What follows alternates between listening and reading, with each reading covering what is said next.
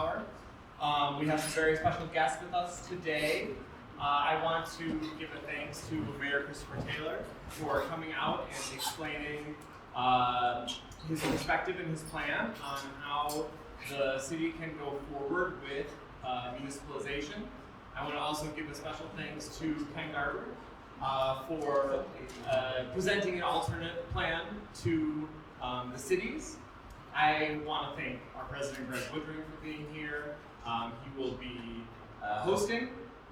And I want to thank all of you, both in the audience today. We've got a great audience. Those of you who are watching on Zoom, thank you so much for watching on Zoom, as well as everyone who will be watching this later. Hello to the future. Thanks for your interest. Together, really, we are able to do what we're able to do because of the great community that we have and the people who are willing to give their time to this effort. So truly, thank you so much. I want to explain a little bit about how today is going to run, and then also about how voting is going to go in the next week. So what we're going to have today is Greg will give a bit of an introduction on sort of like the content of where we are.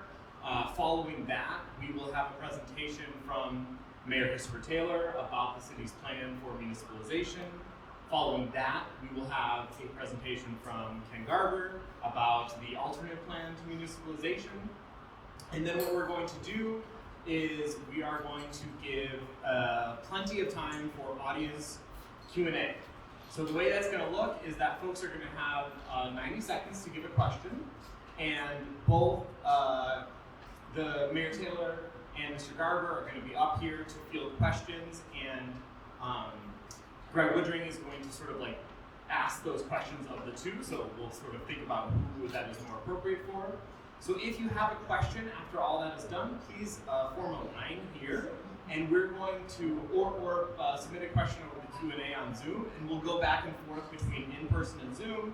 You'll have 90 seconds to ask your question, and then these two will be able to field it. We anticipate that's what's going to happen today. Not sure how long we'll go. Certainly Mayor Taylor has to leave at 5:30, but we have the space till 6. So we can stay till 6 if need be.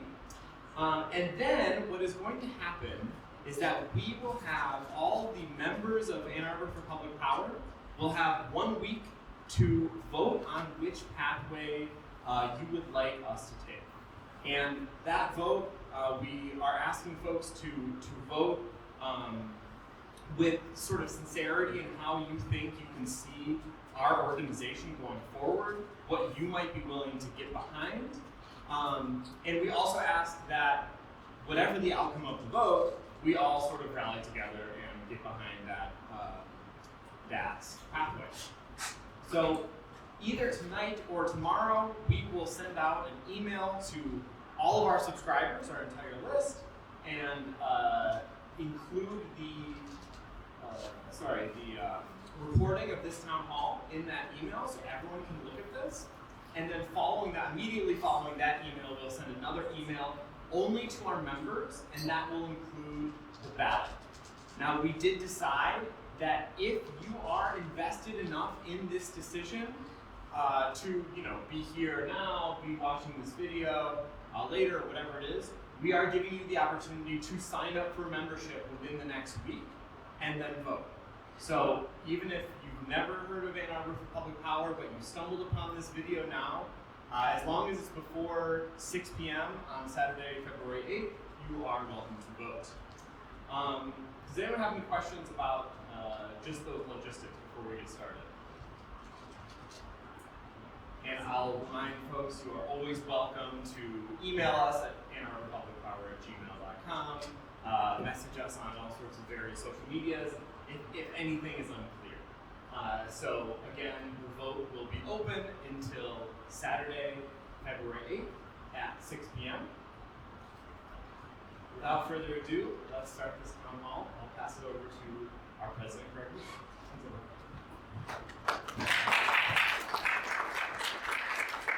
Thank you all. Thank you, Brian.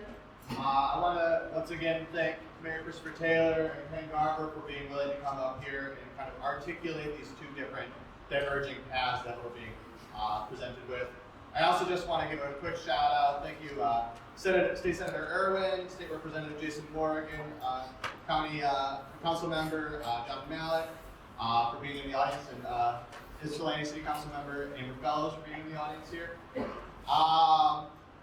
So I want to give just a brief, high-level overview of the spot that we're at here.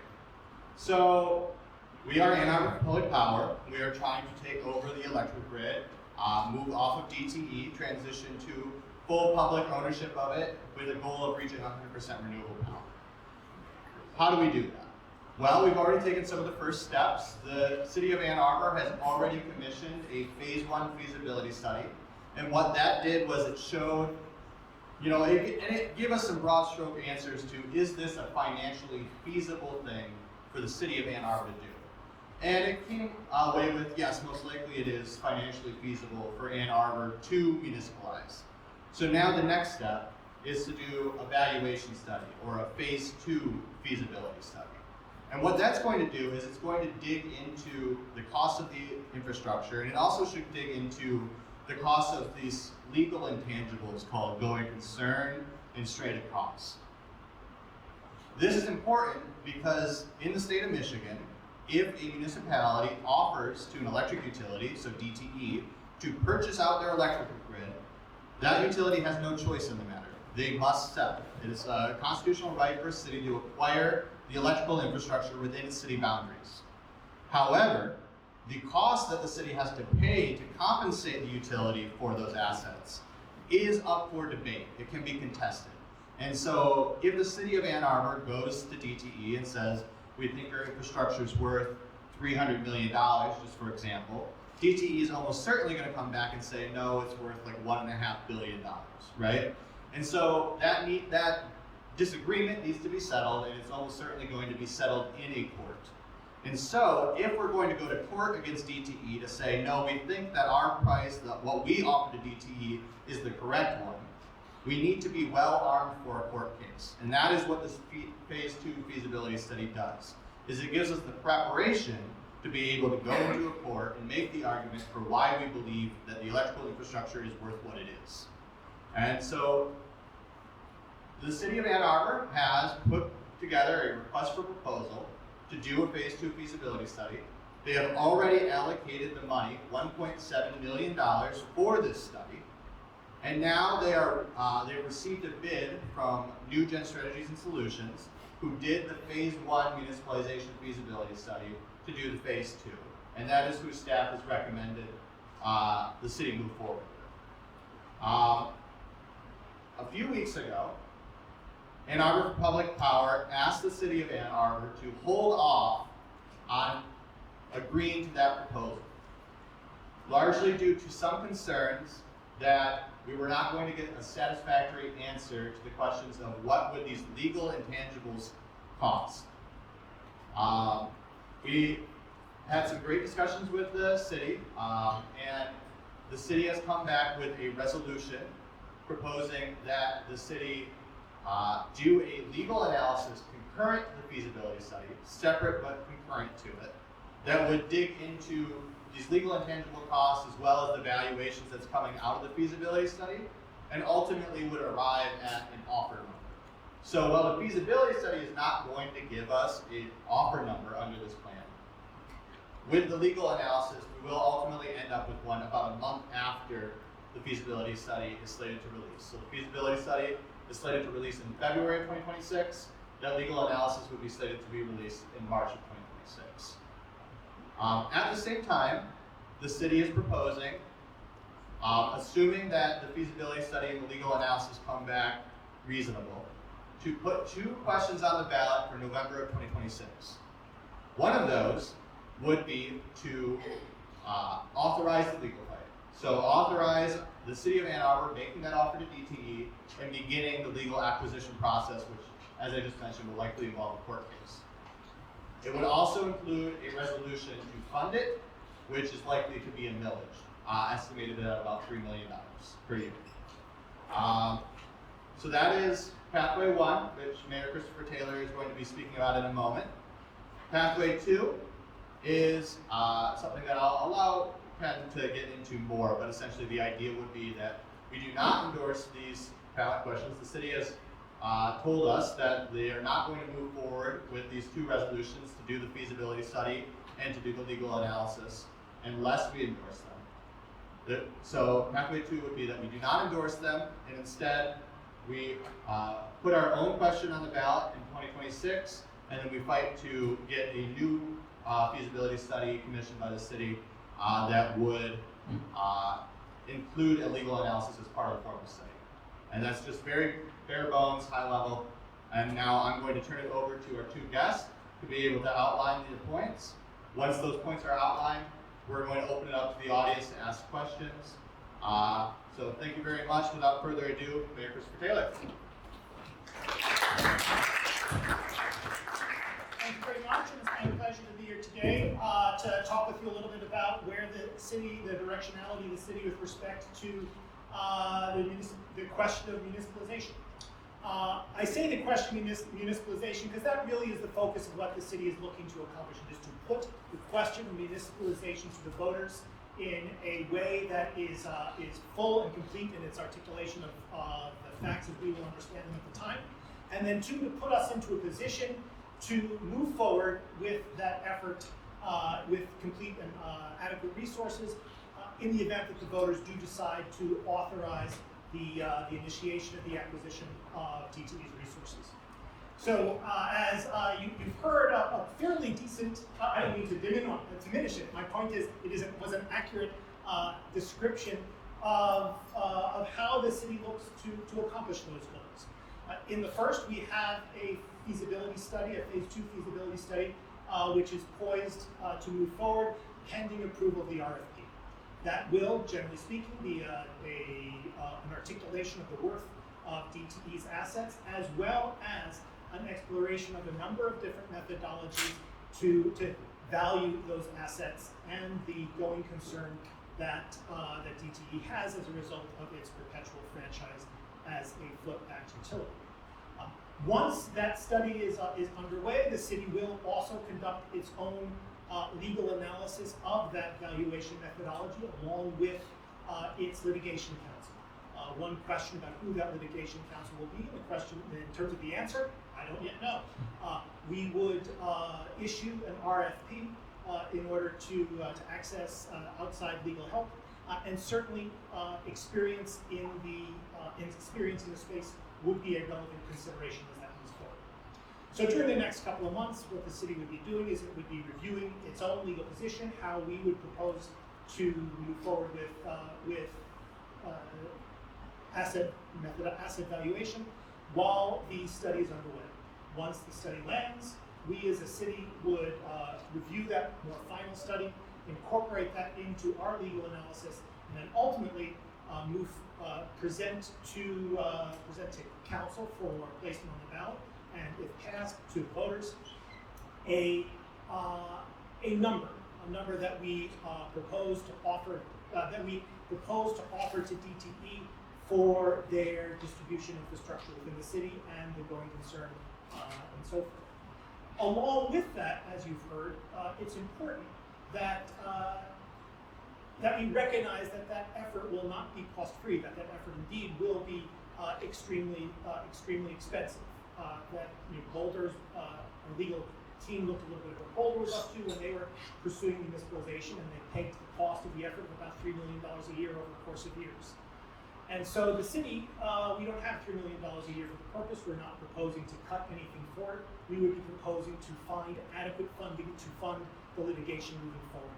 That funding needs to be material, and it needs to be assured, and that sounds like a millage to me.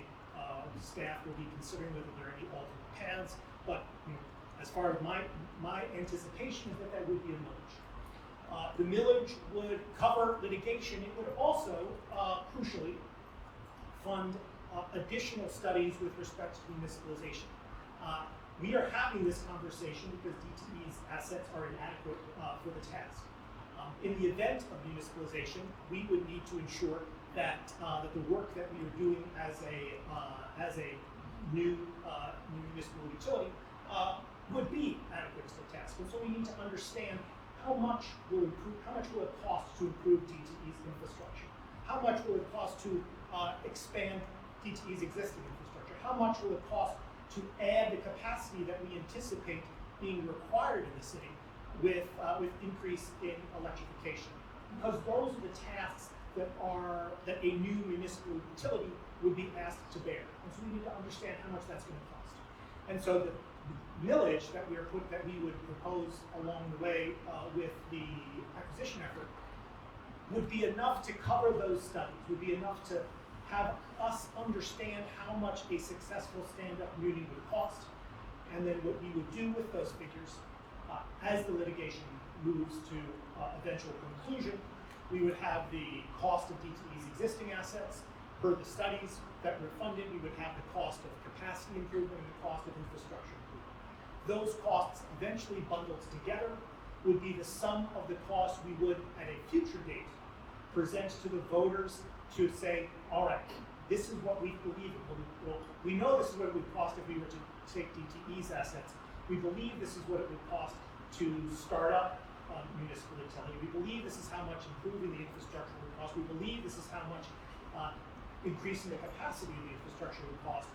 Would you like us to move forward with the benefits? Would you like us to move forward with the municipal utility? And so the millage would be calculated to enable us to gather and create all that data that we could ultimately present to the voters. How much would that ultimate millage be? Still TBD. At this juncture, we believe, as a matter of a napkin basis, $3 million a year for litigation. We don't know exactly how much the various studies would cost, but eventually that would, come spring, that would be known. And so I think it's necessary and useful for us here to having this conversation is this a process that the group can get behind? Can the group get behind the commissioning of a study under current conditions, as described in the RFP? Can the group get behind a study which would ultimately result in a range of values arrived at various methodologies? Can the group get behind the city coming to the decision of presenting a number to the public and ultimately to DTE for the seizure of assets? It's important that we come to these decisions together. There's no point in the city moving forward with this process if the group that has advocated with such success, like I said, isn't behind the effort well and truly. Isn't committed to the effort even a little bit in the blind. There does have to be an element of we are confident that the city will look to put the city in the best position in the course of litigation. We are confident in the ability of the vendor to present a study to us that fairly articulates and accurately articulates numbers that we are satisfied with moving forward. These are questions that the group needs to answer because we need to hear from you. Is this a process that you can get behind? Is this a process that we'd rather opt out of and take another path? I guess that's kind of what I'd like to talk about a little bit on as to what we propose to do going forward. I will just say this: it's been, perhaps I should have led with this, but I don't really like to personalize. What people do often will ask me, like, what are my feels about municipalization? What are my feels about the process that we're running?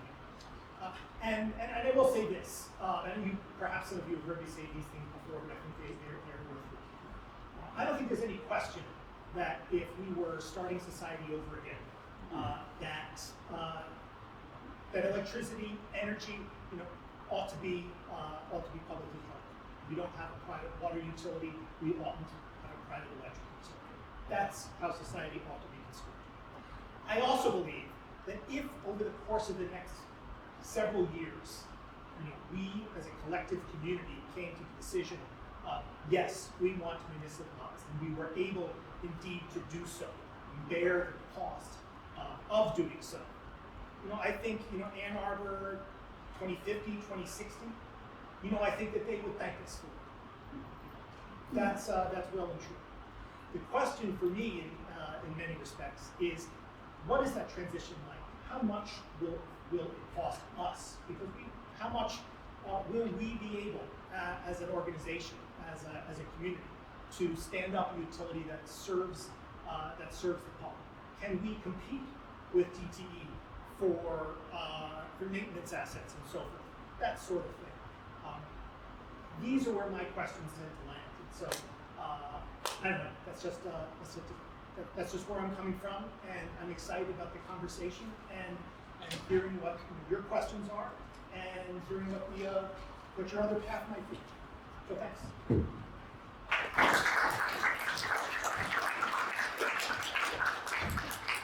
Thank you, Mayor Taylor. I'm going to present Ken Garber to present Path 2.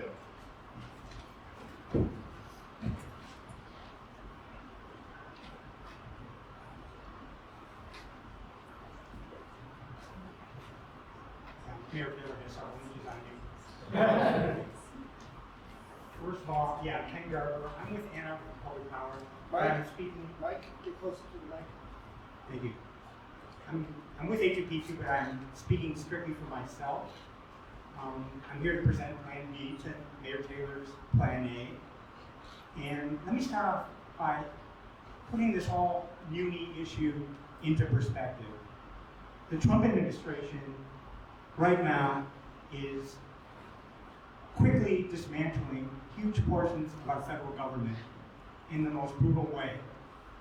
And at the same time, it's weaponizing other parts of our government against the most vulnerable in our community, especially immigrants and refugees.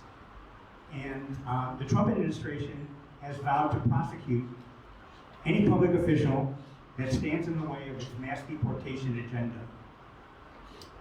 Mayor Taylor and our city council have pledged to oppose this agenda, not cooperate with it, and so they're putting themselves directly in the crosshairs of the Trump administration. So I think we owe Mayor Taylor and our city council, John Malik, my council member in the 2nd Ward, is here in the audience. We owe them our gratitude and our support in this, frankly, unprecedented crisis in these dark times we're living through. So the muni issue, in the great scheme of things, is not that important.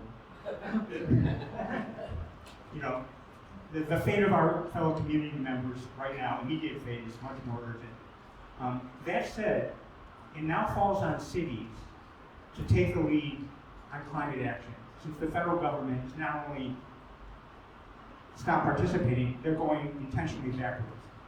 So in that sense, municipalization is critical, local action with national implications. The mayor's plan is not the way forward. Why do I say that? Because everything he just outlined to you, nothing that he just outlined today, is actually necessary to advance public power.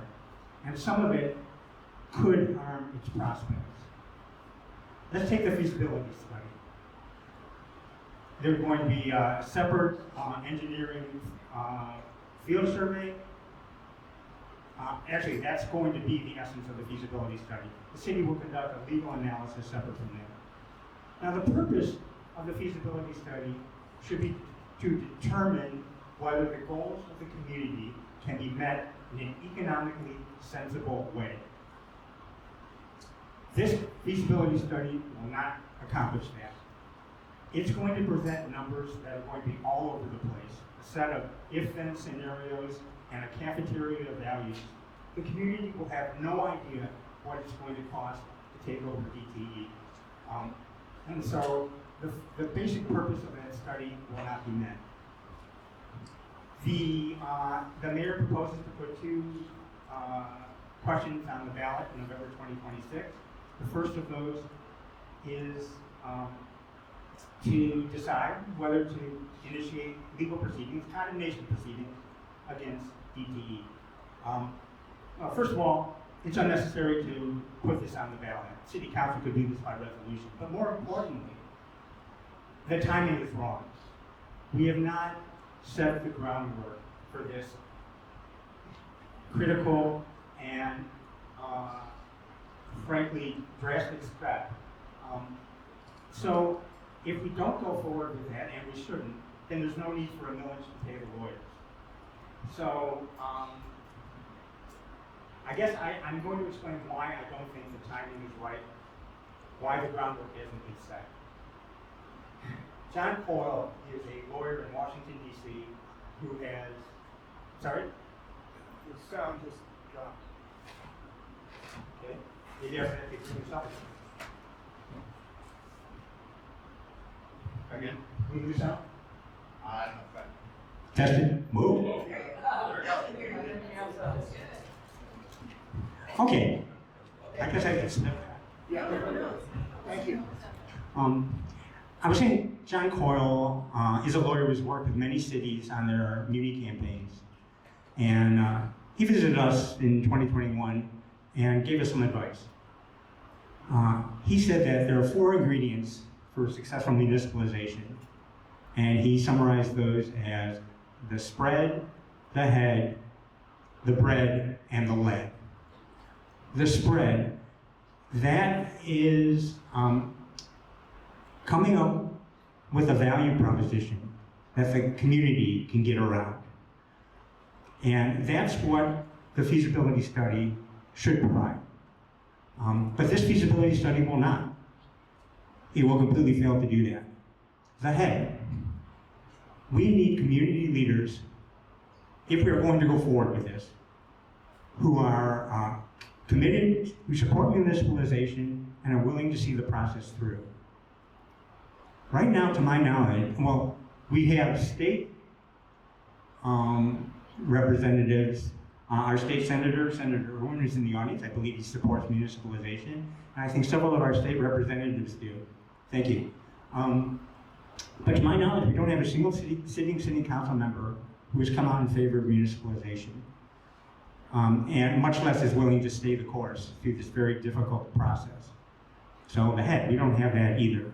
The bread, that we need to adequately fund this process, which will take a long time and will face opposition from DTE.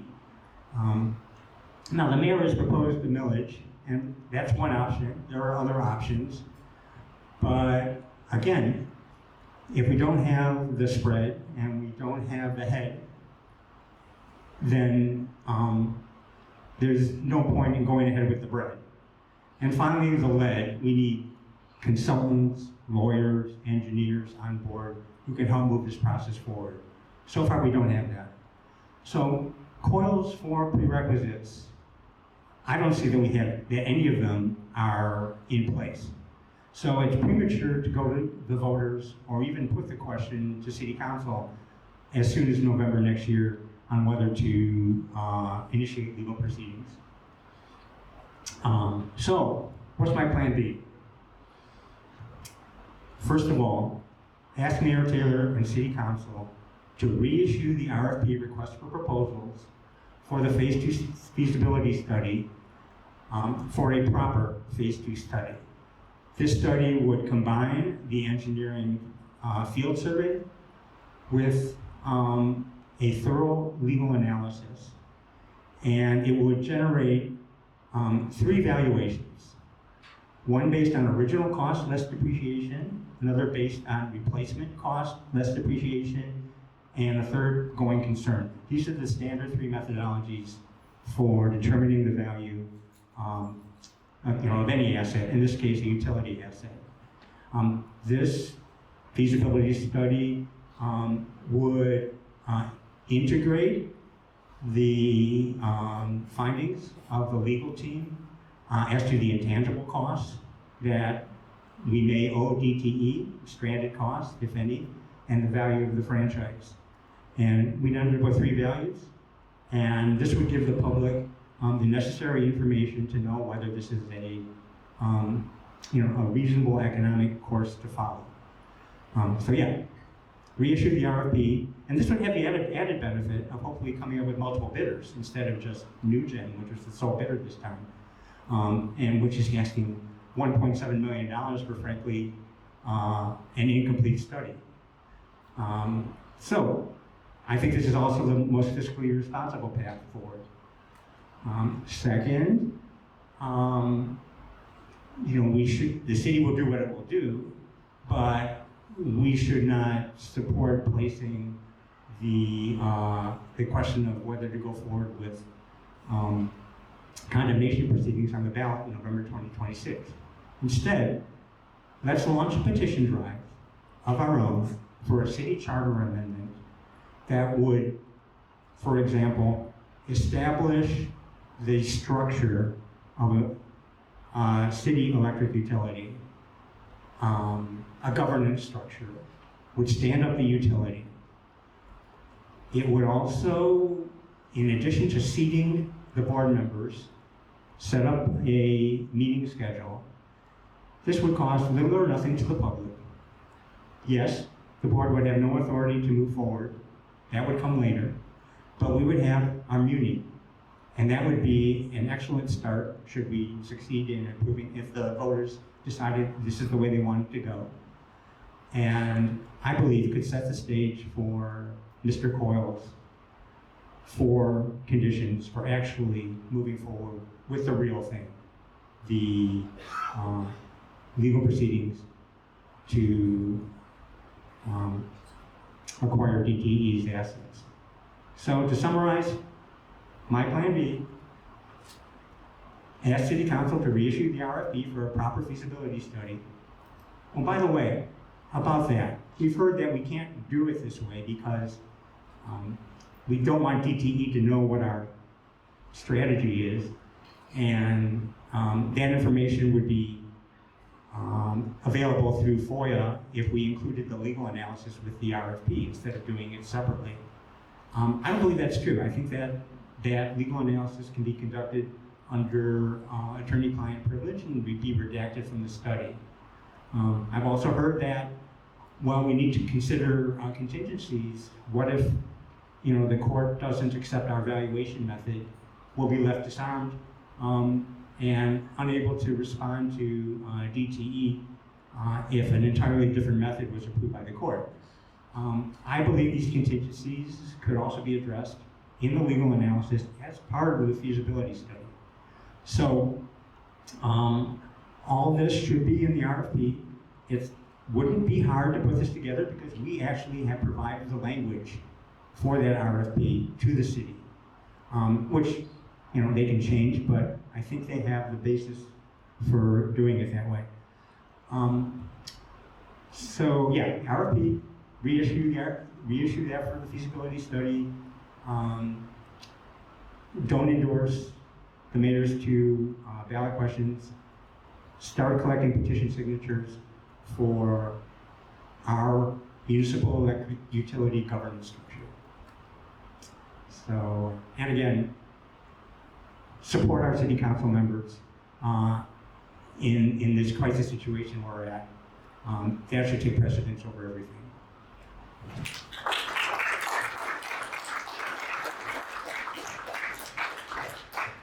Thank you, Ken, for laying out your position. Thank you, Mayor Taylor, for laying out the cities. We're now going to open it up for questions. We have a mic here in the center. We are going to invite those who are in the audience here physically to line up to prepare to ask your questions. We will give you 90 seconds to ask your question, and I will cut you off if you do go over. So I'm just stating that at the front. Apologies, but that will happen. Also, as you already can tell, the mics are a little iffy, so please stand closely and speak loudly. So yeah, and also, so we will do in person, and then we will do on Zoom. Those of you who are on Zoom, there is a Q&A function enabled. Please feel free to add questions in there, and we have some members of the organization that are monitoring those, and we'll bring them forward to be answered as well. I will do a bit of moderation of the questions. If there is any extra clarity, I may add that, and I will hand off the mic to whoever is relevant to be asking those questions. Are good? All right. Yes, please. All right, go ahead. Hello. I had a question on you seem to indicate the city council did not support the proposal, but you seem to indicate that you were confident the city council would support the proposal. Can you speak to this contradiction and clarify where the city council stands on these proposals? By proposal, could you get a little clarity there? Municipalization. Municipalization in general. Okay, well, I'll start with Mayor Taylor and then. Duly mics. Without speaking for Mr. Garber, I think what I interpret it to mean is that there are no council members who have come out and said, I am for municipalization, we should have a muni full stop. Neither has there been a vote to approve the RFP as it currently exists. There have been votes to authorize money for the purpose of an RFP. So there is, I think it's fair to say, some council momentum behind that proposal. Bundled into that proposal is the concept of the RFP coming back in spring 26, a measure going to the voters in November 26, a separate funding mechanism also going to the voters in November 26, which are, and I may not have said this with specificity, which are tied together so that if one fails, the other fails. But that's, I think, where council presently stands. We have not yet had a vote in the RFP. If I mischaracterized, vote in. No, I have nothing to add. Thank you. Thank you for that question. Do we have a question online? Yeah, so for both the mayor and Ken, this is from Brad, it sounds like neither plan addresses the cost to improve the net reliability. It sounds like Mayor Taylor recognizes this and expects to address it down the road with further study. What does Plan B have to improve reliability? All right, thank you to Brad. The question is, how does Plan B plan to address questions around reliability? I'll hand it over to Ken.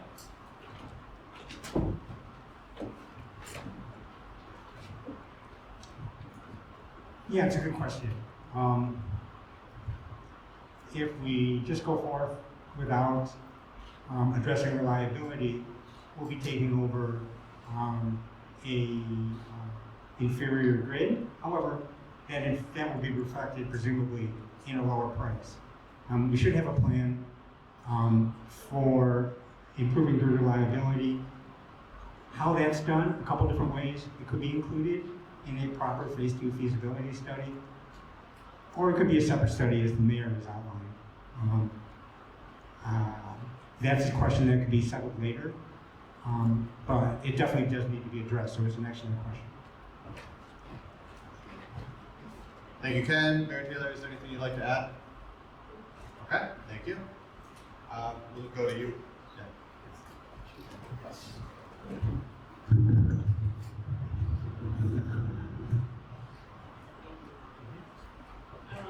My question is mainly for the mayor. Are you absolutely committed to rushing to this ballot proposal in the time frame that you have suggested, or are you willing to to listen to the public power and slow it down so we can get a good estimate of things? I have a second question. Will you include representatives of Ann Arbor for public power in all of your negotiations and your strategy sessions? It's very important that they take part in it. Thank you. So the question is the city willing to slow down this process? And I will give a little clarity. Ken Garber's position is representing a subsection of Ann Arbor for public power, but it's not necessarily the position of Ann Arbor for public power as a whole. However, we are considering that, and that's what the vote is going to be up for. So, for Mayor Taylor, is the city willing to consider alternate pathways as Mr. Garber outlined? And also, are you willing to include Ann Arbor for public power members in whatever task force or council is created to move forward with this? In terms of the timing, because this goes to a public vote, both for the initiation of the acquisition action and the funding to support the acquisition action, the litigation and so forth. We want to get that done, or more accurately, the plan currently contemplates getting that done in time for November 26th. If, November 26th isn't magic, if there was I haven't really thought this through, but if there was it could be November 28th, could be November 30. So I guess the answer is,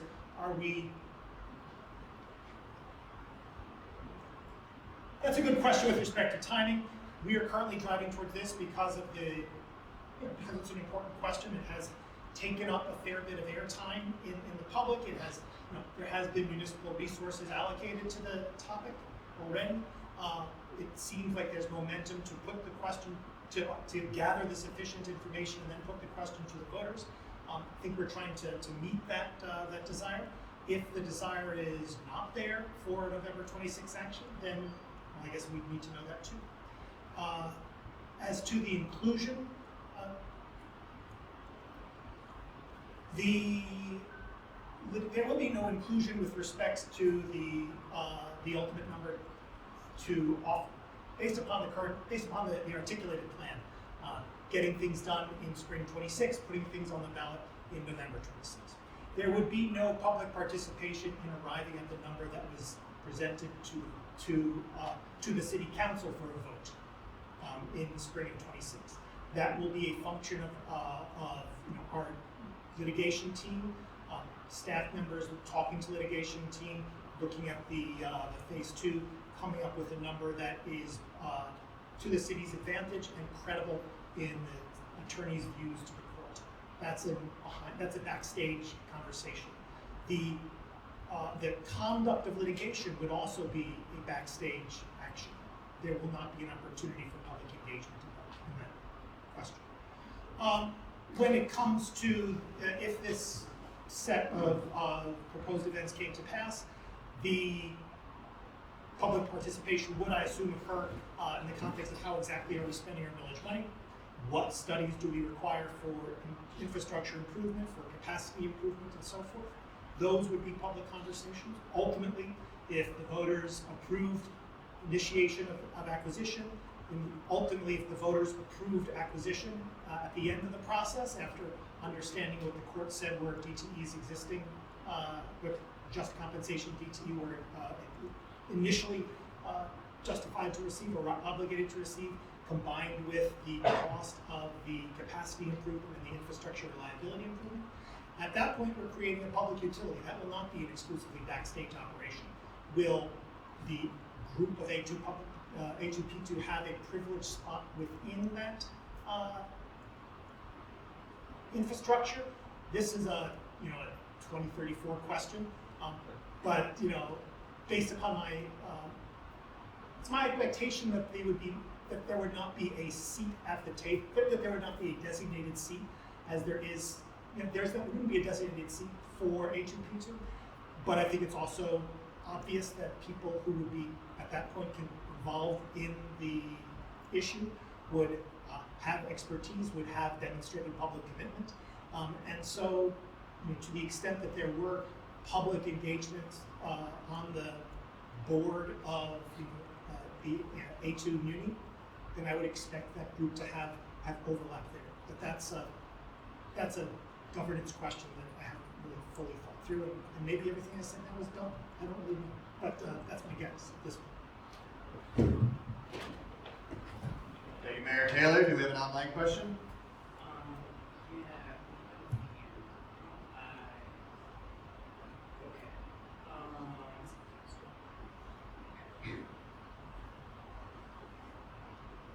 One question is, will the phase 2 study consider alternatives to taking over DTE infrastructure, such as working in partnership with DTE to develop strategic assets that provide the desired power generation or improved infrastructure assets? This is an obvious question. So the question is, would the phase 2 feasibility study consider options other than municipalization, such as working with DTE to improve energy infrastructure? Did I have that summarized correctly? Yeah, that's the question. Okay. I believe we could probably concretely answer that as no. This would be a study that would be solely focused on evaluating the cost of acquiring DTEs. Anyone? Yeah? Okay, great.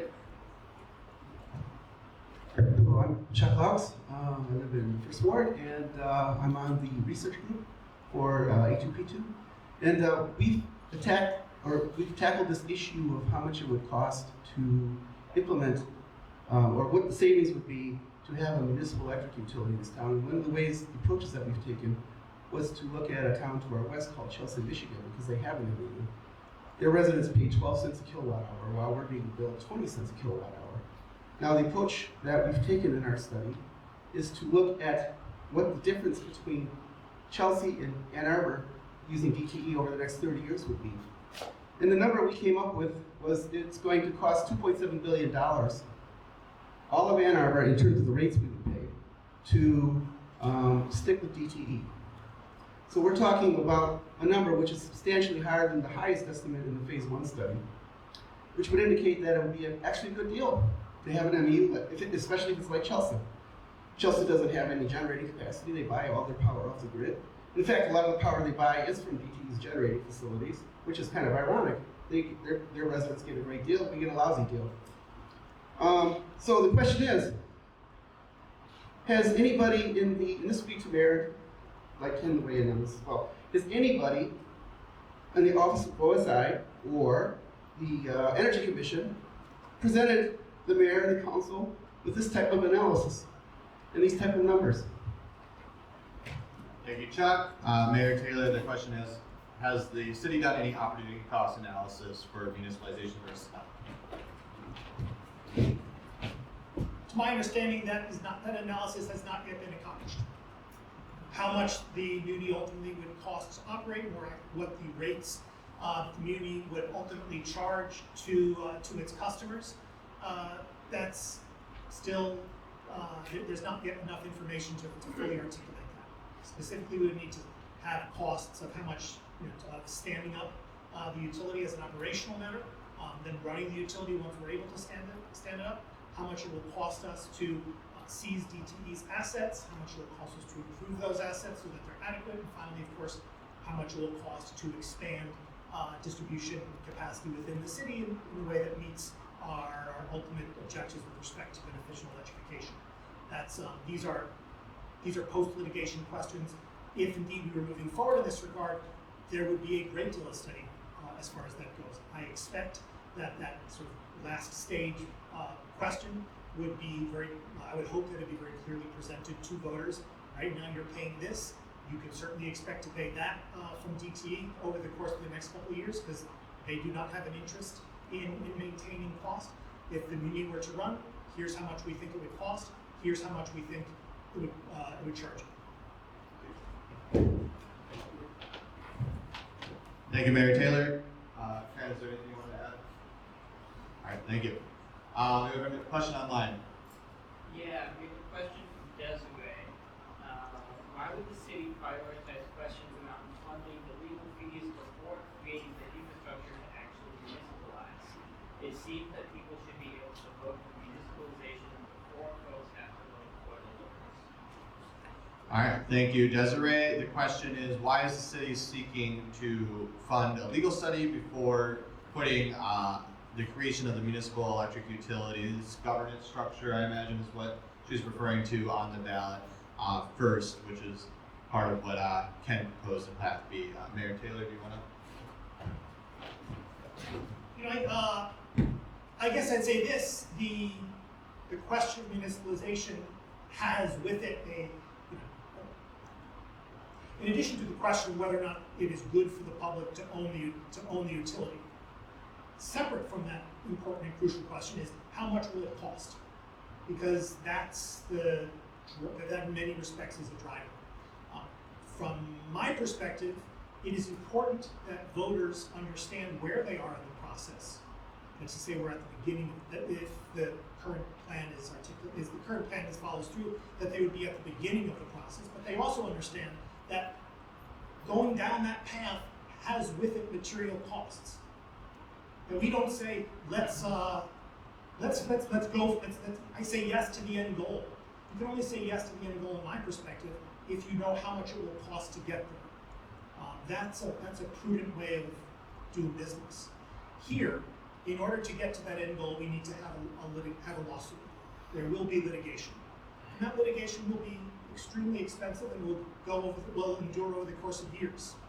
And we as a city do not have resources to pay for that litigation without securing adequate additional funding. And so if we are to go down this path, it's important that that funding be secured so that we don't have to, 3 years into the lawsuit decide, well, how many firefighters are we gonna cut to fund this year's litigation? What mowing cycle should we put the parks on to fund next year's litigation? These are not questions the litigation team ought to be grappling with. DTE, if it came to blows, will be coming with every single lawyer they can pay for, and they can pay for a lot of them. We should not be in the position where we are skimping on our legal team. We should have the resources required to fight on as even a footing as possible. And that means being candid with the voters about that on the upfront and securing the resources before we move forward. Thank you, Mayor Taylor. Ken, was there anything that you could add to that? Sure.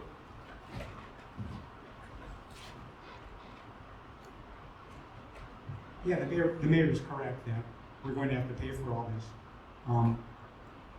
But I think that Desiree's outline question was why move forward with that process of authorizing legal action and a millage to pay for it now? Why not stand up the muni, establish the structure of the municipal electric utility first, which is what I proposed.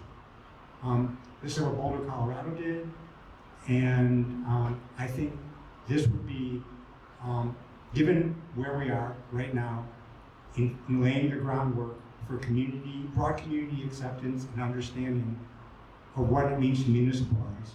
I think this is the logical next step. Thank you, Mayor Taylor and Ken. Our next in-person question. Here. Yes. Hi, I'm Amy Higgins. I have two short questions. You can answer either one or both. I think mainly the question probably is for Greg, but there might be someone else here who knows a lot about the sustainable energy utility that just passed in November who might want to chime in. My question has to do with messaging. So I come as a member, as a supporter of municipalization, a supporter of A2P2 from pretty early on. But what I'm bringing is a couple questions that keep coming to me when I talk about A2P2, when I kind of encourage people, when I say, hey, here's what it's about. Here, let me break it down for you, and I repeat things that my son has told me about A2P2 and you, Greg. So two things I hear a lot, and I think there needs to be a really good answer, and it has to do with messaging. So one of the big questions I get is, hey, the SEU just passed. We got the SEU, let's see how that goes first. And a lot of people are in this place where they think that it was an either-or situation. Either we're going to go with municipalization as A2P2 presents it, or let's try this SEU, which is kind of a lot less money and kind of a tester situation. And I know that's a misrepresentation, but a lot of people that I've talked to who have thought a lot and read a lot and voted think that it's an either-or, kind of. And the SEU having passed, that now we step back and we wait and see how that goes. And so that, to me, suggests less interest in A2P2. I think that other or message has to somehow be changed, and I want to know if there's a message that I should be giving to them in response to this, well, let's wait and see, we got the SEU question. Absolutely. Thank you for that question. Since it was addressed to me, I'll give a brief answer, and then I'll let our speakers here chime in if they'd like. The Sustainable Energy Utility did pass in the November 2024 ballot with an overwhelming 79% majority. I think that shows that there's strong appetite in the city for public power, for addressing these issues that we're seeing with DTE, certainly. And I think all of us in Ann Arbor Public Power are hoping that is as effective as it possibly can to alleviate some of these issues we're seeing. At the same time, I think that all of us can acknowledge that the scope that is possible for the SEU is significantly different than the scope of what's possible for full municipalization. Full municipalization absolutely is a larger undertaking as well. However, with full municipalization, we can get 100% of Ann Arbor off of DTE, and we also have 100% of control over where our energy is coming from, which allows us to move 100% to renewable power. And it also means that over time, we're going to be able to significantly address questions of reliability and affordability. The SEU certainly, once it gets up and running, which I believe current estimates are a year or two more out, could allow people to have additional solar on their houses. And further steps of the SEU even envisions potentially setting up microgridding and geothermal. These are laudable goals that I hope the city pursues with full aggression that they can. However, it is, phase 1 feasibility study estimated about 10% of the city of Ann Arbor could be serviced by the SEU by 2030. It's a far cry from 100%. So we think that it is a great, it's great that the city is looking to take this first step. It's great that they've demonstrated that there's so much support for public power. However, our position as Ann Arbor Public Power has always been that that is not going to be enough, that we need to go all the way in order to deal with these significant issues of reliability, of affordability, and how dirty DTE is moving forward. Anything else?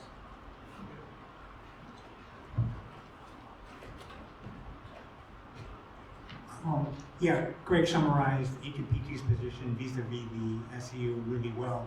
I mean, the question was, how do we get away from this narrative of, well, let's see how the SEU does first before we do anything more drastic?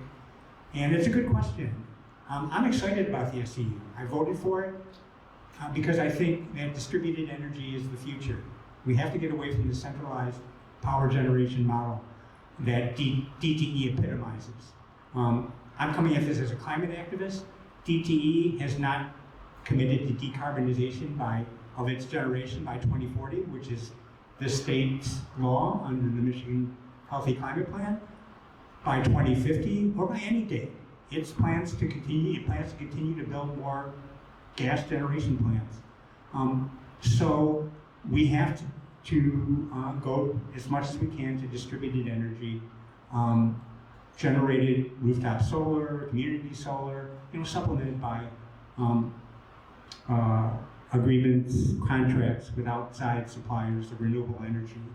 And as Greg said, the SEU is a start, but we should simultaneously move forward with a municipalization path, because once that happens, the city will have that revenue stream from ratepayers, and we'll be able to accelerate our plan for distributed power. And the SEU, for all its virtues, is limited in that way. So I really think it's a great question, and we do need to shift the narrative.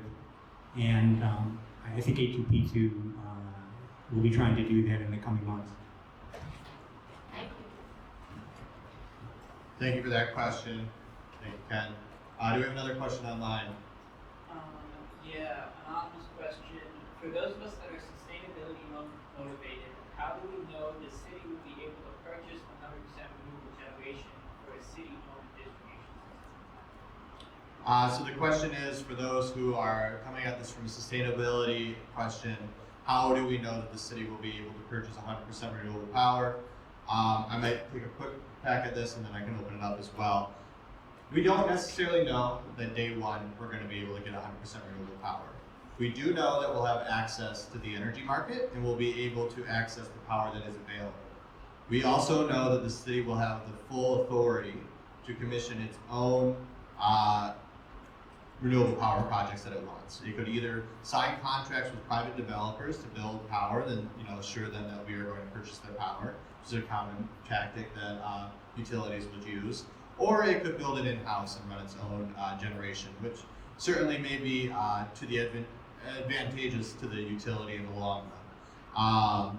At the same time, renewable energy, despite efforts at the federal government level and otherwise to slow it down, is expanding rather quickly. The cost of renewables is going down relative to fossil fuel generation, and so I expect that in the coming years, for those who are seeking it, there certainly will be availability for renewable power. But no, it is not guaranteed that we're going to be able to get to 100% renewable power day one, but our vision of the public utility is that it would be created with the intention of reaching that as soon as it is feasibly possible.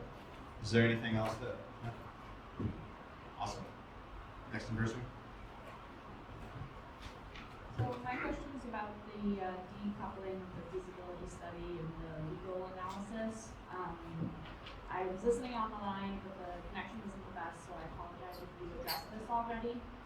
Ken was suggesting that it is possible to release both of them at the same time, if I'm not mistaken, while keeping the legal analysis private. Why can't we do this? What is the point of decoupling them? And how will that hurt A2P2 and the efforts to municipalize? Awesome. Thank you so much for that question. So I'll put up to you first. Why is it that the city is choosing to decouple the legal analysis and the feasibility study, and what is the advantages of that? And then I will turn it over to Ken to answer the question of why is it that there's a perception that this may be harmful to A2P2's efforts. Yeah, on the last question with respect to A2P2's interest, I'll leave A2P2 to conclude that. The feasibility study plays at least two important roles. The first, of course, is to articulate the value of DTE's assets along the way, to identify them and articulate their value. The second is to serve as our expert report in the event that we do get into litigation. And so it needs to be created, it needs to be structured with that in mind. And so in the first instance, we want there to be a separation between our legal team and the data coming in the report.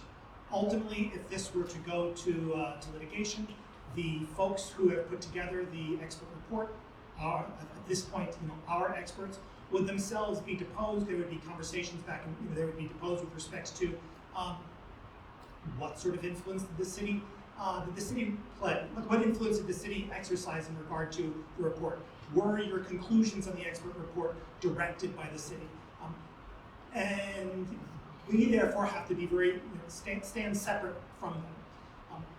Also, as we move forward, in the event that we do indeed move forward, there are going to be a variety of legal paths that we can take, a variety of legal paths that we will choose to take, and perhaps a variety of legal paths, all these with respect to valuation, that we will be required to take.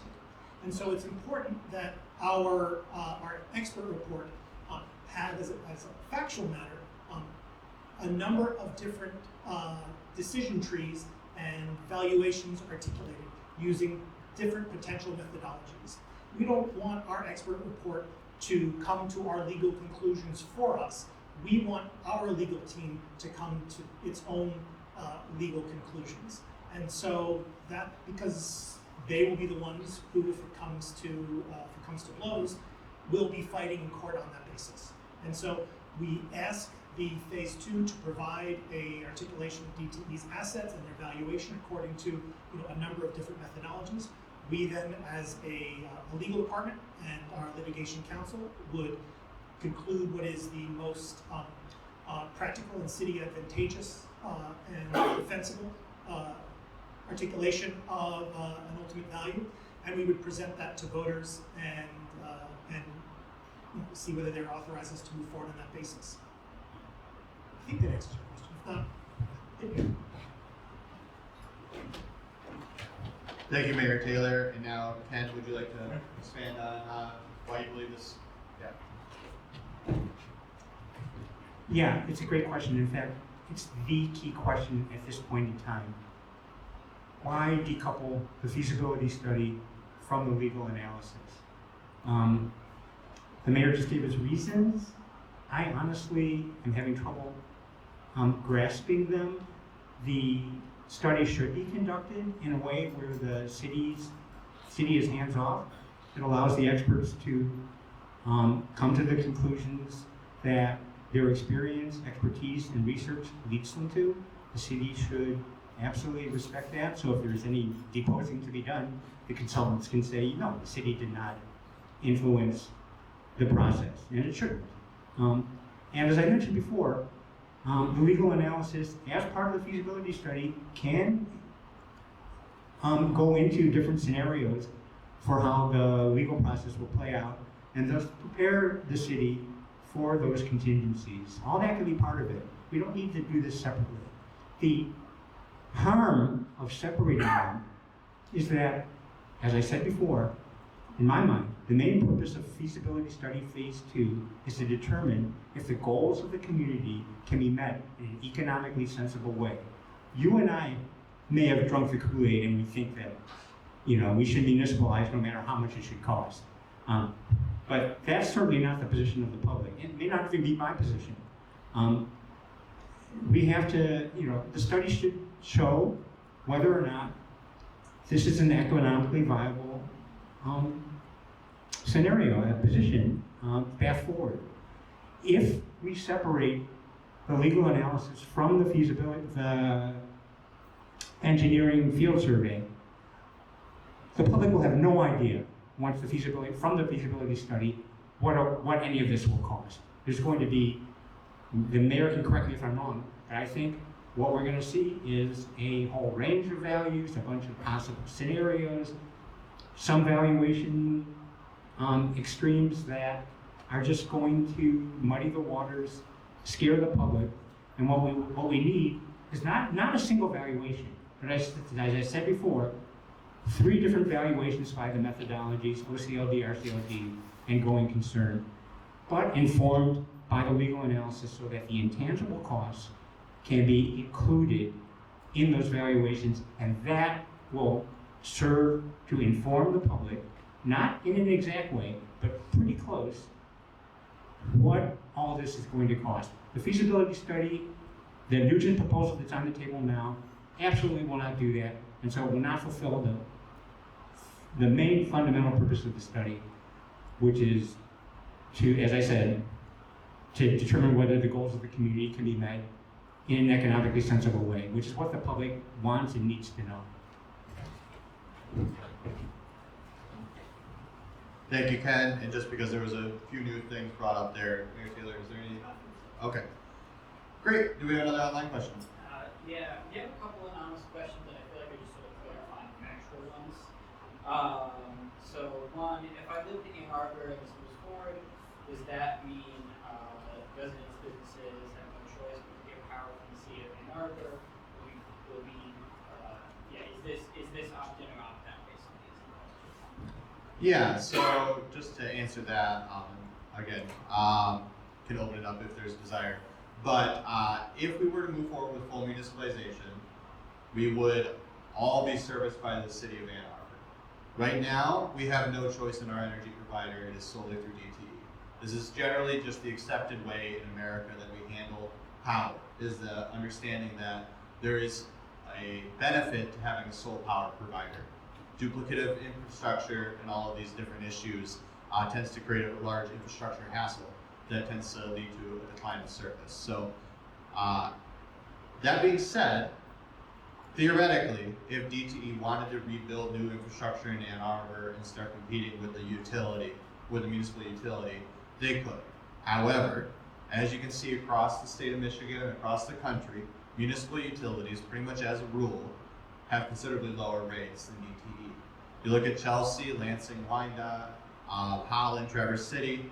If you look at their residential rates specifically, they're almost about half of what we're paying right now to DTE. So yes, DTE could compete if they wanted to. They likely won't because they won't be able to. No, you will not have the choice to go with DTE if the city were to run the utility. However, our argument is likely that you will not want to either because it's going to be an inferior service. And that's ultimately the question that's going to be put on the ballot at some point once the legal fight is over with, is do you want this utility or not? And that is what in our voters are going to be asked to decide. Is there anything else?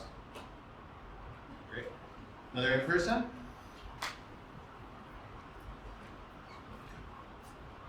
Hello, Ms. Amber. So, probably the question is for the mayor mostly.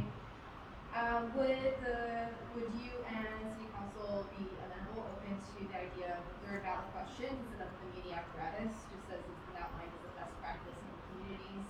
Seems like that would be an option that wouldn't stall the other components of, mutualizing and getting funds that are sustainable to fight a legal battle, but also would set up the government well to actually sustain the effort over years.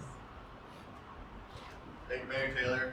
Just to summarize real quick, the question is, would the city be open to another ballot question that would establish the immunity in addition to the 2 ballot questions the city's considering?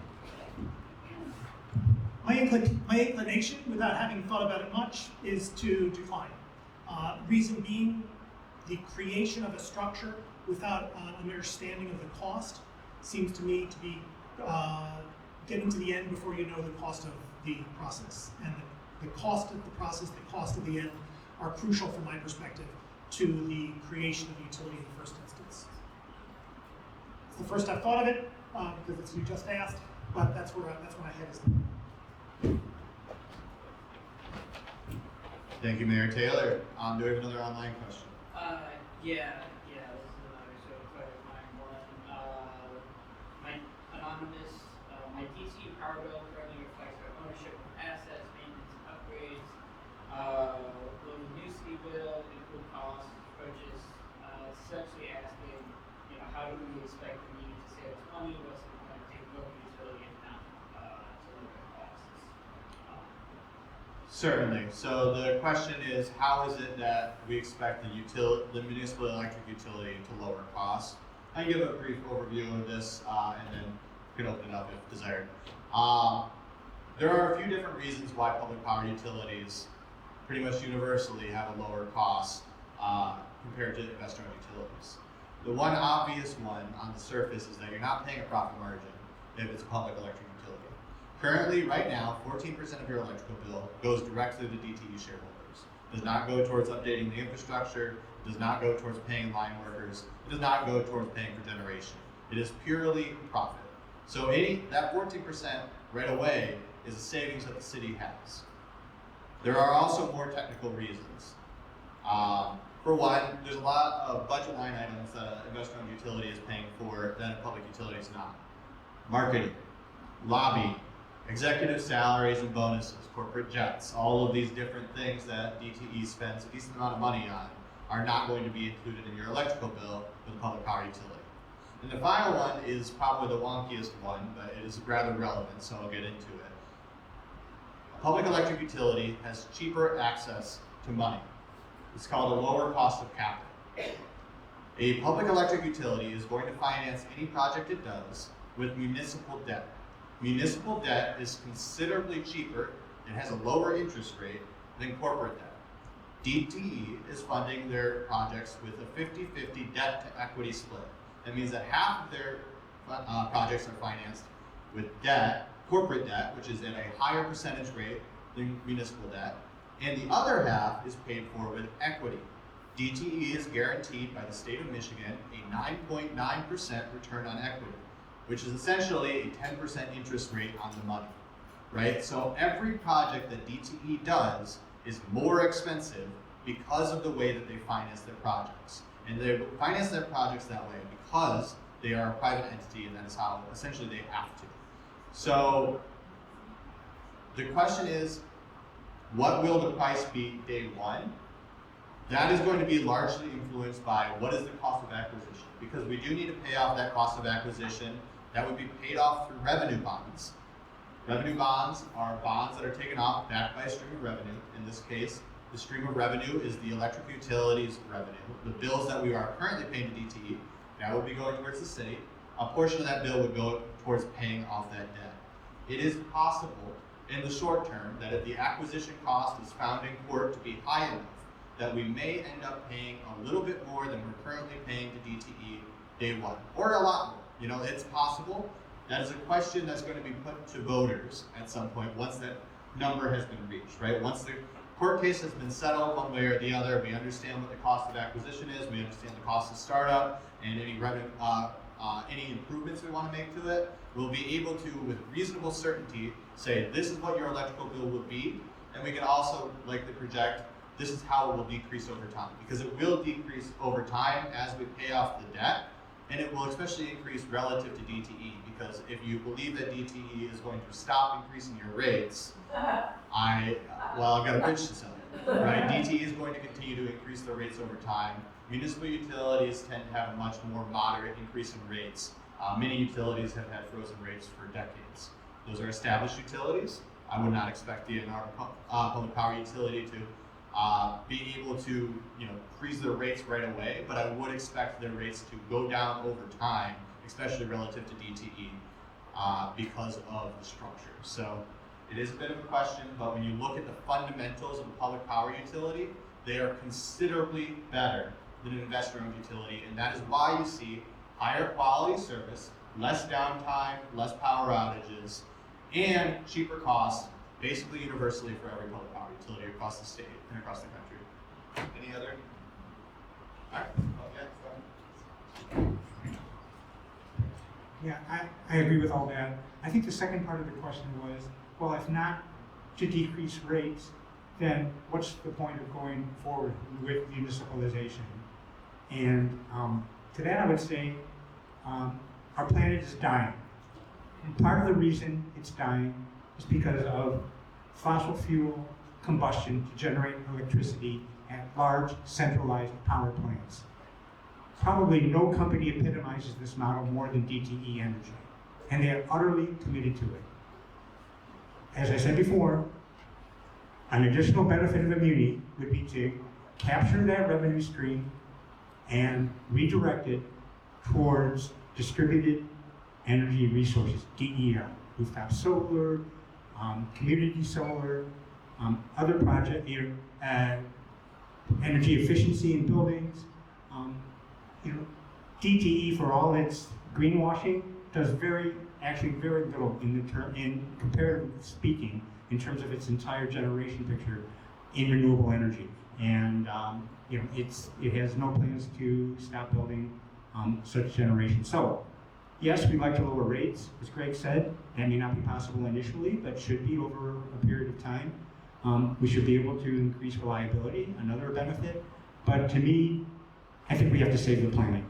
And that's why we should municipalize. There you go. It is 5:25, so I think this might be the last question that the mayor. That's good. This is actually a follow-up question on a previous question. Mayor Taylor, if you're resistant to putting a third question on the ballot about setting up an independent structure, I know that I've heard a lot of skepticism in the community around whether the city could manage a municipal utility, and there are two answers that I often bounded is that we could set up an independent structure, and I offer the example of our water treatment plant as an example of how competent the city is at managing one very important utility. And I guess my question is, if you are resistant to setting up an independent structure, how would you answer skepticism from the public? What are you willing to say about the city's ability to manage a municipal utility without an independent structure? Thank you. I believe the question is, how do you plan to address questions around the city's competency and ability to run an electric utility? And also, I think it's probably a little bit more broad of, do you support an independent structure? I know you mentioned before you didn't necessarily support it on the ballot in 26, but in theory, do you support an independent structure as well?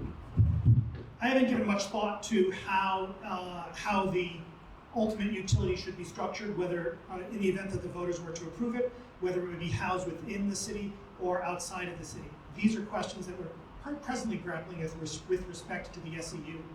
Of course, the city is able to run an existing utility. We do so with respect to stormwater. We do so with respect to freshwater. And so we do have some billing mechanisms and some ability of those lines, and we do an excellent job, I believe. Running an electric utility has other considerations as well. The electric service is different than the water service, the electric service is different from the stormwater service. Our ability to maintain the infrastructure, our ability to improve the infrastructure, these are operational questions that would, of course, require pretty extensive study prior to, in my view, it being appropriate to decide whether we want to move forward with creating a body or not.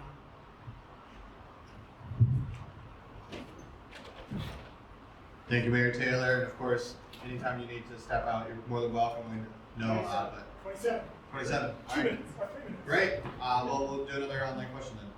Yeah, so from Max, what's the city's confidence in the estimate that the feasibility and legal study will initiate in February and March respectively? Is there an estimate on how long it will take?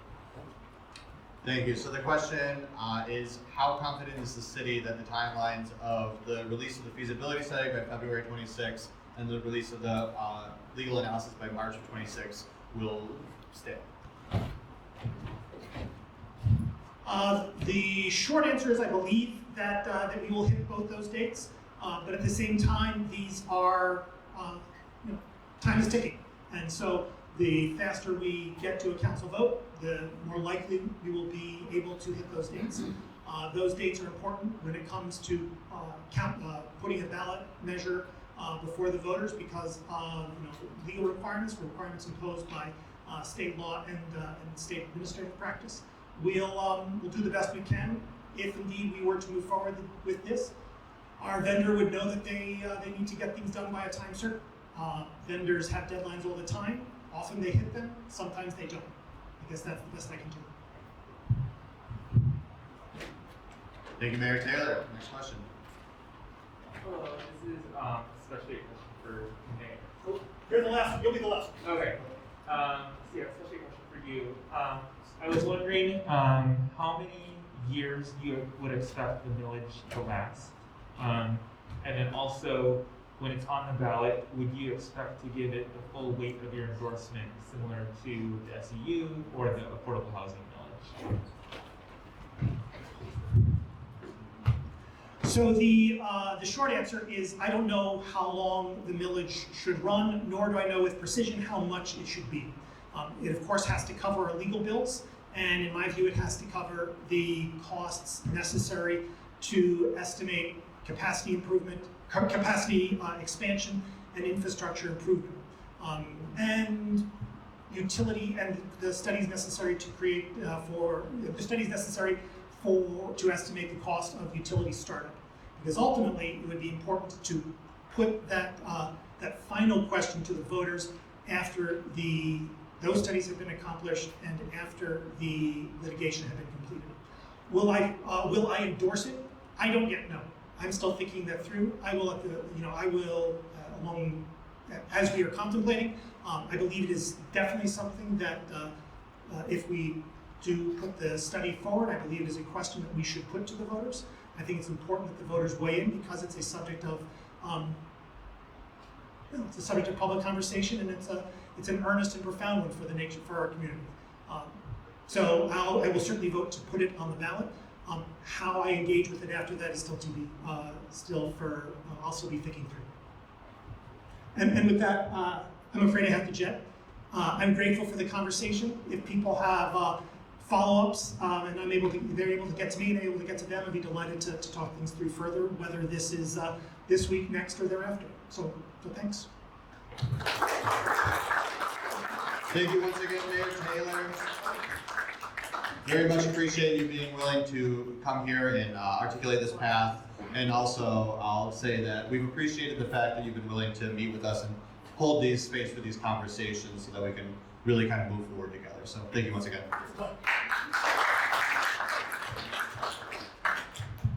So we want to still give you all some time to be able to ask questions. Obviously, we will not be able to have the mayor's input moving forward. Ken is still here to answer any questions regarding his path.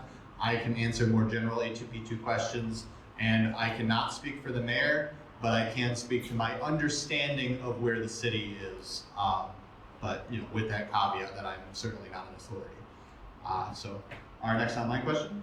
Yeah, sure. So from Brad, how do the profit costs compare to the financing costs that were this was just after you talked about the benefits of municipal organization borrowing money as opposed to an IOU.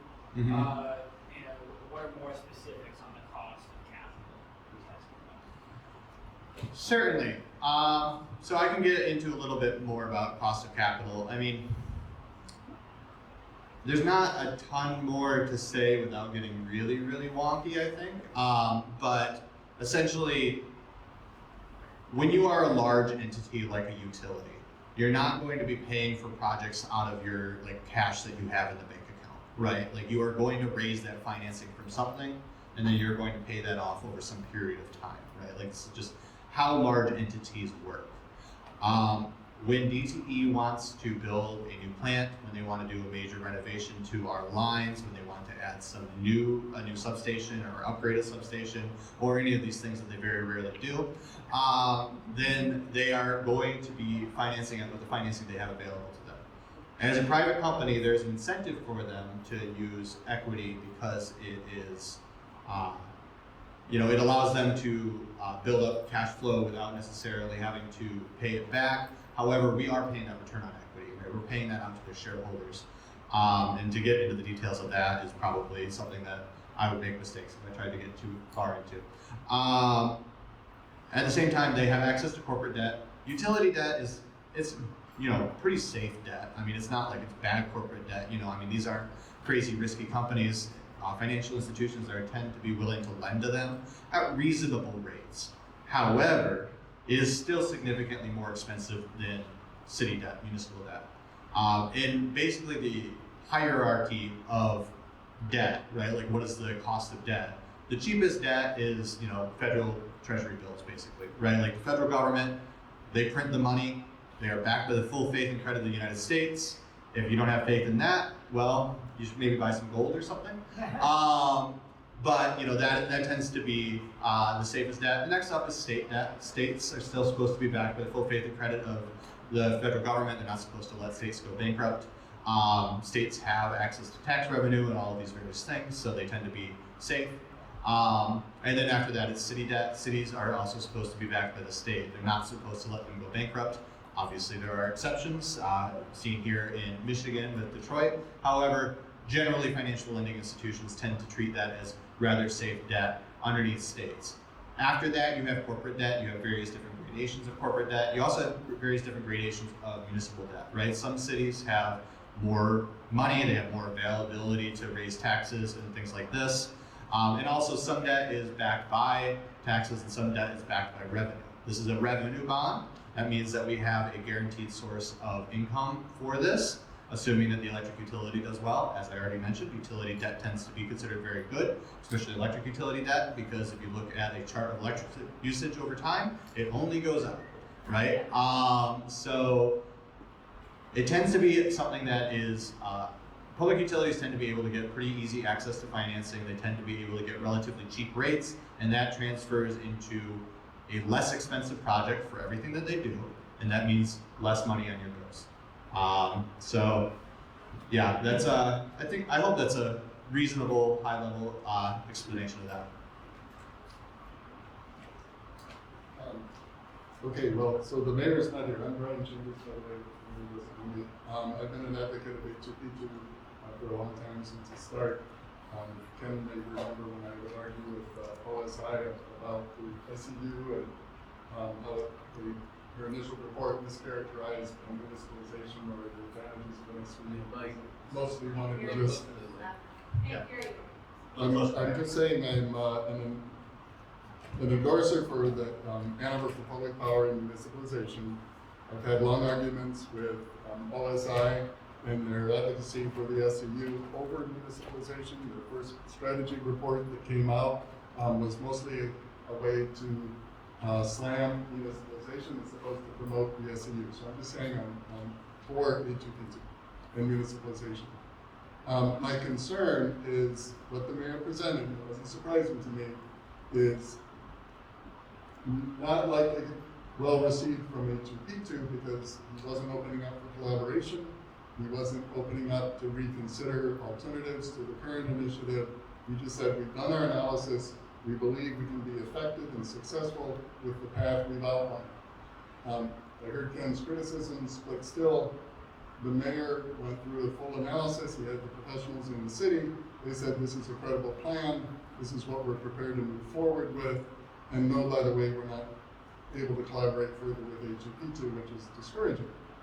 My concern is if A2P2 votes down option 1 and says, no, we want to go with option 2, which is to do our own ballot initiative, essentially our own feasibility study and everything else, that A2P2 is on their own even further than they are now. Ken, I have to be frank, I didn't hear a credible plan to get buy-in from City Council with what you shared. A2P2 is very well organized. I've been very complimentary every step of the way that you've been doing a great job.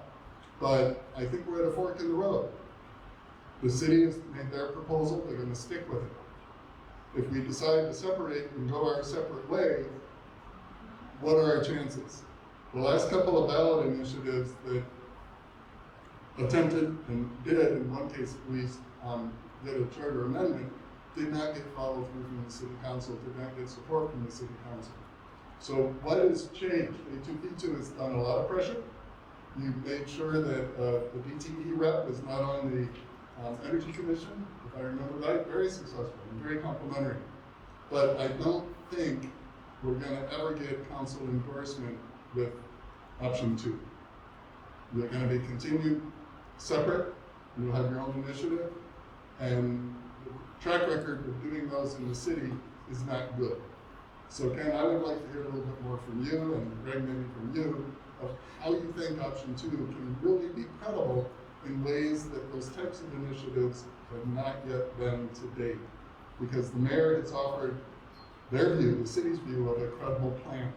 They wouldn't put it forward, they wouldn't have it on the table for the contract approval if they weren't prepared to get behind it. You can criticize it all you want, but they're prepared to get behind it.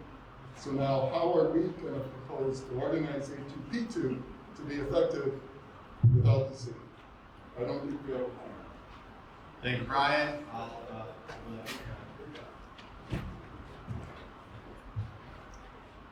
Thanks, Brian. You're right. We don't have city councils anyone at city council coming out to say, I support a muni at this time. So why should we, what advantage would there be for us to do a petition drive and put our own muni structure on the ballot when it's not going to get support from city council? Well, you heard tonight the 2 proposals that the mayor is proposing to put on the ballot in November 2026. The legal authorization for to initiate legal proceedings against DTE and the millage. They're not going to have city council support either. He's supporting putting them on the ballot, but he's not saying he's going to support these proposals. So I don't see that we're any better off with the city's plan than we are doing our own.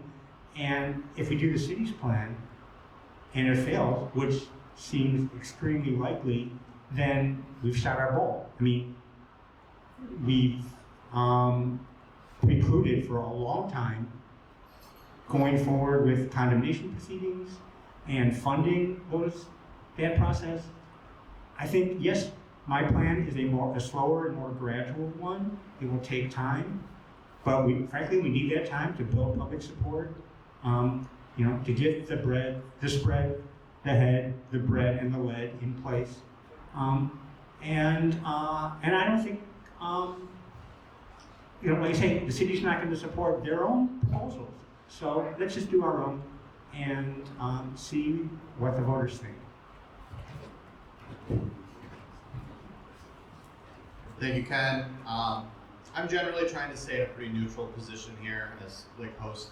I will just say that we wanted to voice these 2 competing paths so that we could all be educated about this. We wanted to bring the membership in because we believe that it's important that whatever path we choose here, we have people behind us.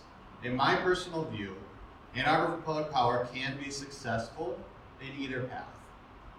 However, We will not be successful unless we have a large mass movement behind us in either path, right? We are going to need to be united and follow through on whatever pathway we take here.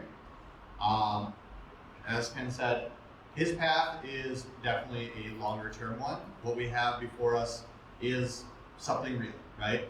Now the question is the path that the city's articulating ultimately our best chance for success, or is what the path that Ken is articulating? And I think that that is the decision that we have to come here today.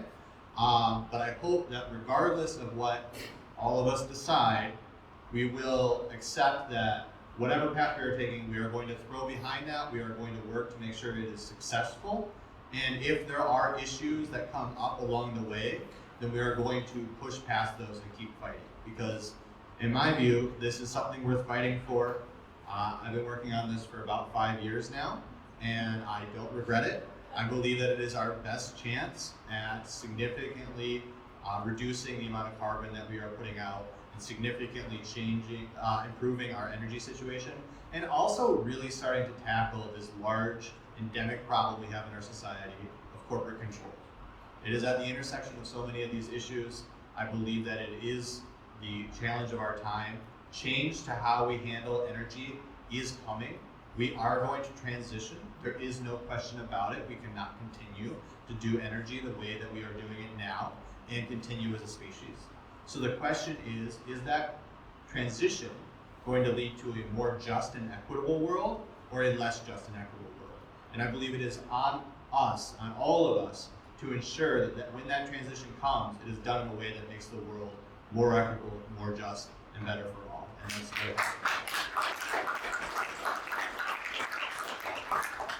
Thank you. Next online question.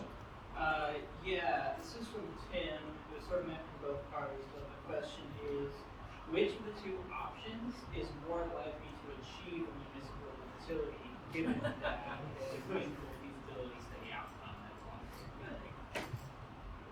That is an open question. That is, so the question is, which option is more likely? And I think that if we had that answer to you, I don't know if we'd be putting up for a vote. So that is what we're all here trying to decide.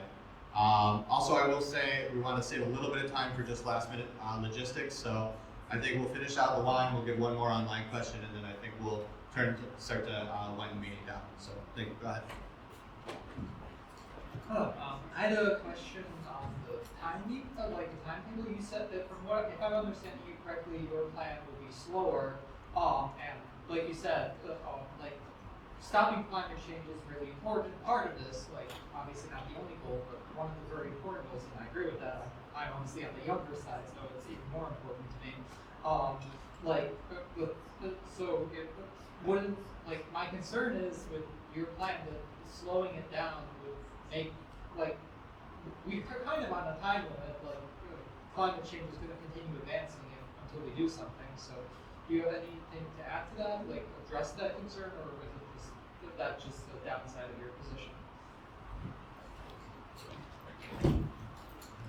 Yeah, exactly. It's a downside of my position. But to back up to the last question, which plan is more likely to succeed? I think there's no chance. I mean, it's not fair to the mayor to say this when he's not here, but frankly, his plan isn't going to work. The feasibility study will not give us the answers it's supposed to. And I just don't see how his ballot proposals could possibly succeed. Whereas I think ours might. I think this whole venture is a tremendous long shot, really.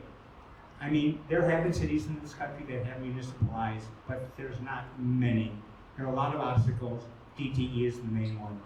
But it's unfortunate that we can't do this immediately. I share your urgency, believe me. I feel generational guilt that we have put you and your generation in this position. There's nothing I can do to make up for that, but I kind of see this whole effort as partly to compensate for our selfishness and neglect over the course of many decades when we've known the problem and done nothing about it. I would like to go faster, but I also want to succeed. So, I honestly think that we, even with the odds against us, I think my plan has a better chance of success. Thank you, Ken. We will go to the last online question. Yeah, sure. So this is a follow-up from Tim asking, how would the municipal utility recover the cost of on-duty assets? And yeah, if those funds would be generated through lowering rates. Yes, so the question here is, how is it that we would compensate for the cost to acquire DT's infrastructure? And I think I went into this a little bit, but to get into a finer point, what the city would do, and this is what every city that municipalizes does, is they would take out revenue bonds. So they would go to a bank, and they would say, we would like to borrow the money that is required to acquire this infrastructure and set up the utility, right? So whatever the court decides we have to pay, plus whatever additional money it's deemed is necessary to do initial startup. We're going to need to hire some staff. We're going to need to do some separation costs. And we're also going to need to upgrade the infrastructure, right? And it makes some amount of sense if you're going to be borrowing money to upgrade the infrastructure anyways to do that all in one large package, right? So that is the cost that's going to be put in front of us. The city would take out revenue bonds for it, and then those revenue bonds would get paid off over some amount of time. Typical is about 30 years. There may be other financing options, but standard operating procedure is a 30-year payoff horizon. And so the city would pay off some amount of that debt every year, and that debt would be calculated, that payment would be calculated into your energy bills that you're paying, right? So we don't really know if we're going to be able to have cheaper electrical bills day one based off of, because we don't know what that ultimate end price is going to be. We do know that if you didn't have any debt, the price would be lower, right? The fundamentals are good enough that the price would be lower if you had no debt. But we will have to pay off that debt. The cost of that debt will go down as we pay it off. So you will have a lower, your bills will continue to lower over that 30-year period. But there is a possibility that the number could come back and say your electrical bills are going to go up day one.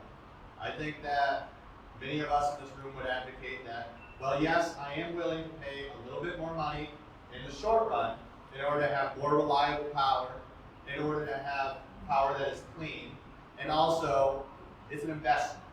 Over time, I'm going to end up paying less for my power. Future generations are going to pay less for their power. You know, the children of today are going to be paying less for their power. So that is our argument as Ann Arbor Public Power. It's a question that ultimately will go up to voters before the decision is made, and voters will be fully informed before they make that decision. What we're talking about right now is really, do we want to start the process to be able to make that decision? Our last question. Eric White. So I have two questions. One's sort of narrow, technical, one's more broader. So the narrow one is, are we, it's related to the vote that you're asking us to make. Are we being asked to vote yes or no to the mayors, or yes to the mayors, or yes to some alternate? Because I have at times heard, it seems like variations on alternates to the mayors and the city council's plans. So that's one. But the second one is broader, which is, since I don't know the historical precedent for municipalization elsewhere, I'm just wondering, the sequencing of actions that the mayor's plan has set up in terms of the study, whether it's separated into components that arrive 1 month, one arrives 1 month after the other, whatnot, there's that, but like, just the sequencing of like, the evaluative studies, the ballot initiatives or votes by general publics, right? Decisions by mayors, city councils, to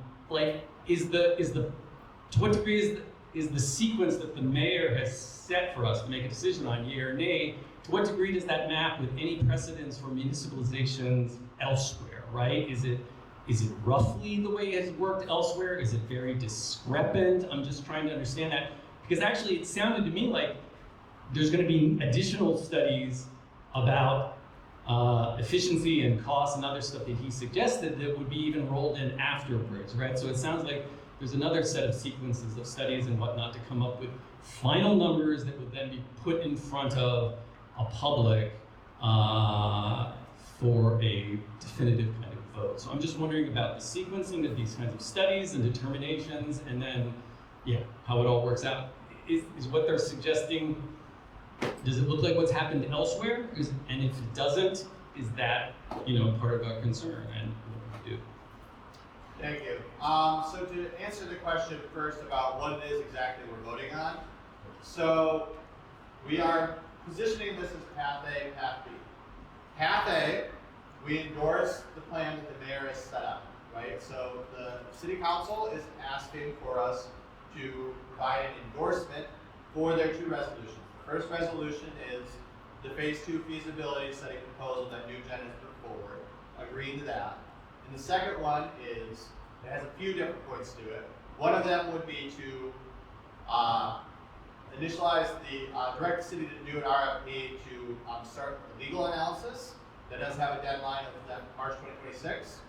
The other part of it would be to say, saying that the city is going to put these two questions on the ballot in 26. One, to start the legal acquisition, and one, to fund it. And so we're being asked to endorse that plan in Path A. And so if we do go with Path A, we're going to do our best to stick with that and move forward with that as best we can. Obviously, if something abnormal happens, there may be points that it wants to reevaluate, but for the most part, that would be our policy, is that we are pursuing that path. Path B is that we are not going to endorse the mayor's plans. Instead, we would call on the city to draft a new RFP.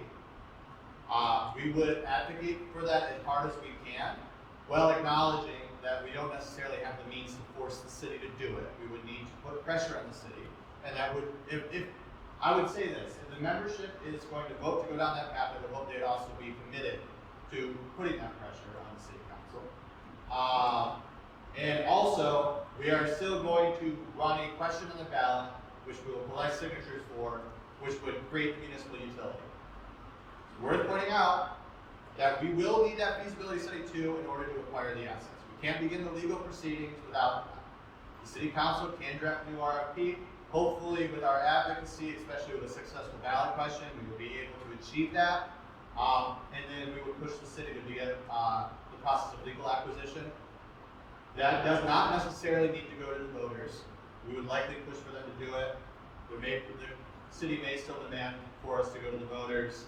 And then in that case, we may be put with this question again. It's not entirely certain what would happen with Path B or Path 2. That's a little bit more up in the air, but that would be our intention. And is that politically accurate?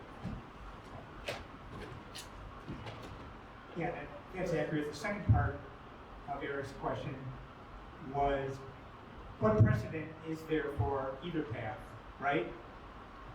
And that's a toughie because, I've looked at there's not many examples out there of recent municipalizations. There's Winter Park, Florida, there's Jefferson County, Washington, and there was Boulder, Colorado, which they did establish a muni, but ultimately they abandoned it and struck a new franchise agreement with their IOU, XL Energy. But they did go down this path. Every situation, all these situations are different than ours in some way. Boulder is probably the closest, and they did establish a municipal utility first before doing anything else. I don't know of any situation, any precedent for what the mayor is proposing with putting the question of moving forward with legal proceedings to the voters. That's not required by law. The city council can do that by resolution. What is required by law is voter approval of the final acquisition contract, but not starting legal proceedings. And also, I'm not aware of any other city that's paid for that through a millage. There's other mechanisms that cities have used. While there is no, there's not a lot of precedent for what I'm proposing. We do have all the precedent. I don't think there's any precedent for what the mayor's proposing. I could be wrong. I don't know every situation out there, but I haven't, and what I've seen, I haven't seen. Thank you, Ken. All right, I think that that's going to conclude our question and answer section. I'm going to invite our executive director, Ryan Gehringer, up here to give a few more logistics about the vote. But I want to thank all of you so much for coming out here, for sticking through honestly what is a very complex issue, and for doing your absolute best to understand this and help us make the correct decision moving forward. So thank you all.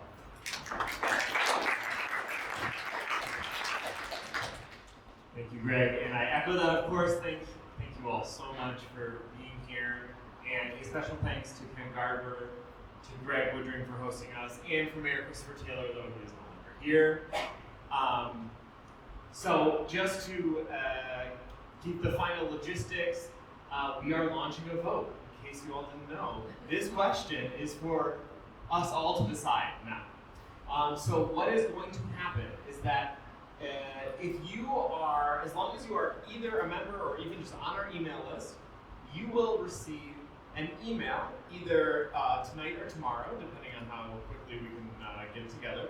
So you will receive an email in the next, 18 hours, let's say, that will include this recording and just like a basic sort of like the details of what just happened, reminding you this town hall happened. If you haven't watched it, you should watch it, all that sort of thing. If you are a member of Ann Arbor for Public Power, you will then receive an email immediately after that one with your ballot. It's not too fancy, it's just a Google form. You need to use your email that you signed up for membership with. That should be automatic, and if you screw it up, don't worry, we'll talk about it. We'll email you. But those are basically the logistics. As I reminded you all in the beginning of this, if you are invested enough, if you are listening to this right now, you are invested enough to be weighing in with a vote. And we're giving the opportunity for anyone interested enough to become a member and then vote. So that email, the first one, will have all this information in it and how to sign up for membership. So I would say I really encourage everyone to do that. The fact that you are here listening to this right now shows that you are invested in this future, and it should have a voice in that. Again, like Greg has repeated, I hope that whatever decision we decide to go with, everyone can rally around and move forward, into March, more strong than we are in February, more strong than we were in January. So please let me know if you have any other questions to that. If you want to just go sign up for membership right now, go to AnnArborPublicPower.org and click Join Us in the upper left. And I think that's all I have to say. The one last thing I do want to say is that please help us clean up. And this is a little pathway into just becoming a volunteer for A2P2 because you're that involved. And sorry, I lied when I said I had one more thing. Please give it up for a number of very special volunteers who have helped make this happen today. Sean Higgins, Jeremy Price, Nick Finn, Mike Christopher, Lauren Sargent, Andrea Pierce, and probably a couple of Chai Montgomery, the band of the hour, who opened it all up for us, and we'll be here from beginning to end. So thank you all so very much. See you on the doors.